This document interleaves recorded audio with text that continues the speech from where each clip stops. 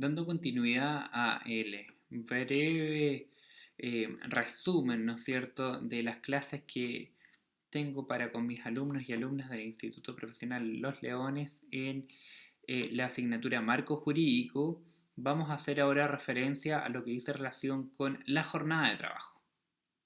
En cuanto a la jornada de trabajo, vale destacar aspectos como los siguientes. Primero que todo, comprender de que la jornada de trabajo se puede entender ya sea en su característica de activa como en su característica de pasiva. La jornada de trabajo en el fondo va a ser activa cuando el trabajador durante el tiempo que esté en la empresa esté efectivamente prestando servicios para su empleador.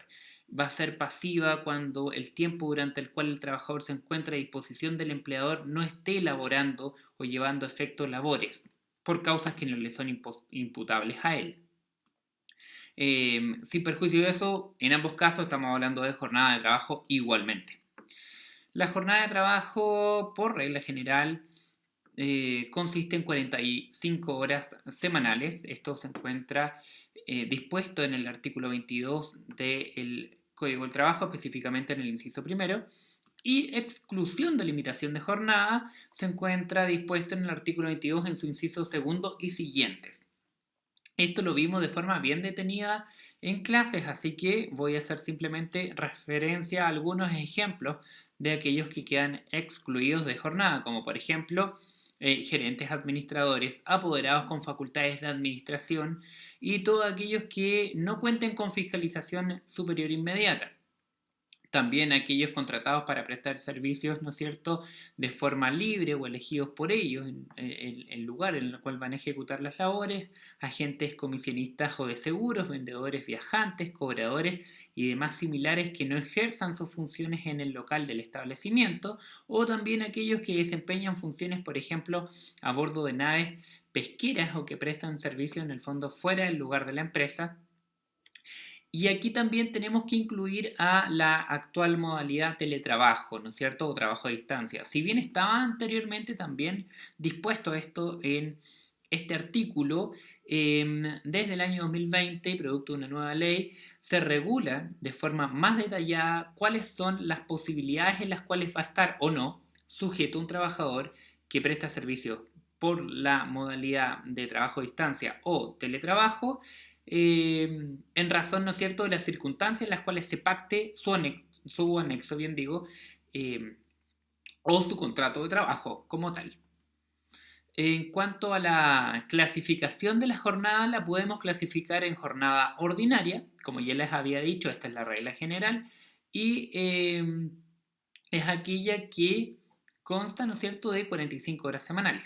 Sin perjuicio de esto, y como es una regla general, tiene excepciones. Como ya vimos, la excepción de estar exento de jornada es una de ellas, pero también hay excepciones que son de jornadas como tales. Por ejemplo, la que denominamos jornada larga o prolongada, dispuesta en el artículo 27 del Código del Trabajo, la que aplica a ciertas personas o a cierto personal que presta labores en hoteles, restaurantes o clubes, pero siempre y cuando se tenga en consideración excluir al personal administrativo, ya sea también de lavandería, de lencería y de cocina.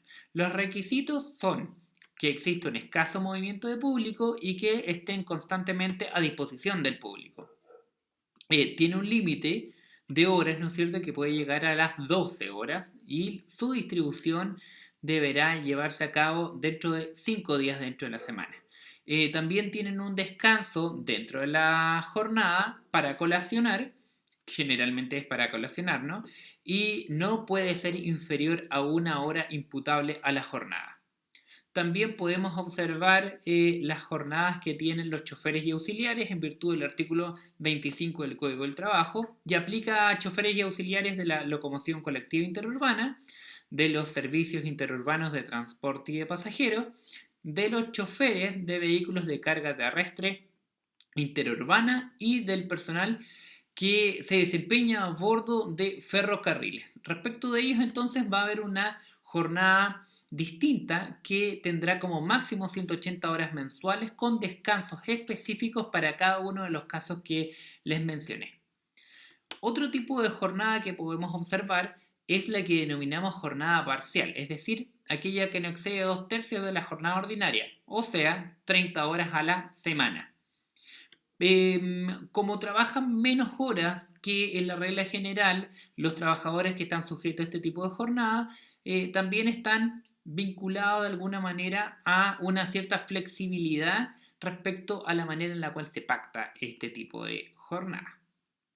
En cuanto a la jornada ordinaria, que reitero es la regla general, tiene por máximo 45 horas semanales, no puede distribuirse por menos de 5 días ni por más de 6 días, y es ahí donde también establece, ¿no es cierto?, el limitante de cuántas horas diarias se podrán trabajar, esto según el Código del Trabajo, ¿no es cierto? Y podrá sin perjuicio de esto extenderse la jornada diaria, pero solamente en razón de situaciones como, por ejemplo, caso fortuito o fuerza mayor o reparaciones impostergables. Esto en principio, ¿eh? Y en este caso entonces se tendrá que pagar estas horas como horas extraordinarias, las horas de trabajo, ¿no?, que se realicen fuera de la jornada ordinaria o en el fondo también fuera de la jornada pactada, que no necesariamente es lo mismo. También tenemos la situación de la distribución semanal, otro tipo de jornada que se puede pactar, ¿no es cierto? Un sistema excepcional de distribución de la jornada de trabajo y descanso, siempre y cuando esté autorizado por el director del trabajo y se trate en el fondo de imposibilidad de aplicar la regla general ya mencionada por características propias del servicio prestado, por ejemplo, los servicios de emergencia médica, condiciones de higiene y seguridad deben ser compatibles, ¿no es cierto?, a este tipo de jornada. Por ejemplo, contar con áreas de descanso, corresponde, pero para casos calificados, ¿no? Y de todas maneras existir un acuerdo entre empleador y trabajador para estar sujeto a este tipo de jornada. Su vigencia en cuanto a la autorización será de 4 años. También podemos observar las jornadas bisemestrales. En lugares apartados, ¿no es cierto?, de centros urbanos se podrá pactar este tipo de modalidad. Las partes entonces determinan que puede ser hasta por 2 semanas ininterrumpida jornada que va a llevar efecto al trabajador y al término de la cual se le debe otorgar al trabajador los días de descanso compensatorios de los domingos o festivos que haya tenido lugar en dicho periodo semanal, aumentado en 1. También dentro de la jornada ordinaria o dentro de la jornada de trabajo, ¿no?, debe existir una interrupción.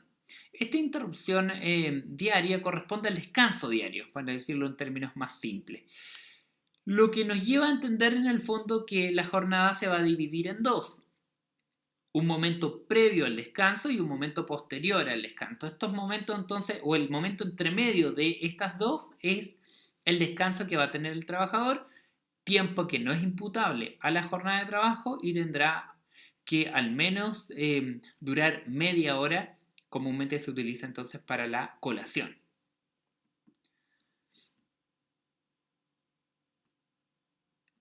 Así también, otro tipo de jornada que podemos observar es la jornada extraordinaria. La jornada extraordinaria en el fondo es la que excede del máximo legal o de la pactada contractualmente, si es que este fuese el caso, ¿no es cierto?, si fuera menor a la ordinaria.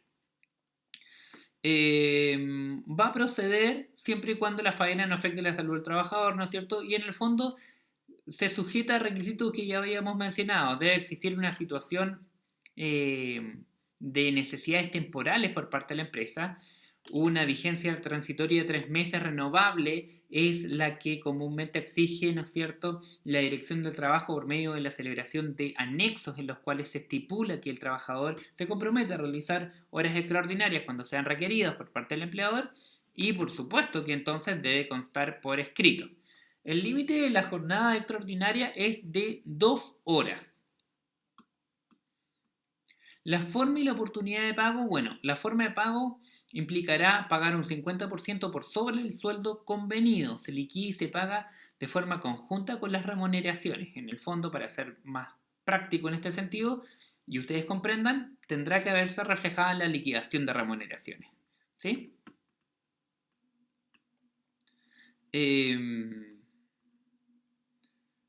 Los mecanismos de control de la jornada son de importancia y también los vamos a repasar por cuanto nos ayuda a determinar primero si es que está el trabajador laborando las horas que pactó en el contrato, o sean horas de una jornada ordinaria, podría ser una jornada parcial u otras que estuvimos analizando, siempre y cuando esté sujeto a jornada, porque quedarían excluidos del control de asistencia los que pactaron, ¿no es cierto?, con el empleador el estar exentos de jornada de trabajo. Y también permite el control de asistencia poder determinar cuántas horas extraordinarias, eventualmente en el caso de que si fuera, el trabajador llevó a efecto. Primero para ver si es que se está cumpliendo o no con la normativa y también para poder cobrar esas horas extraordinarias que fuera de la jornada ordinaria o fuera de la jornada pactada hizo de más el trabajador o realizó de más el trabajador.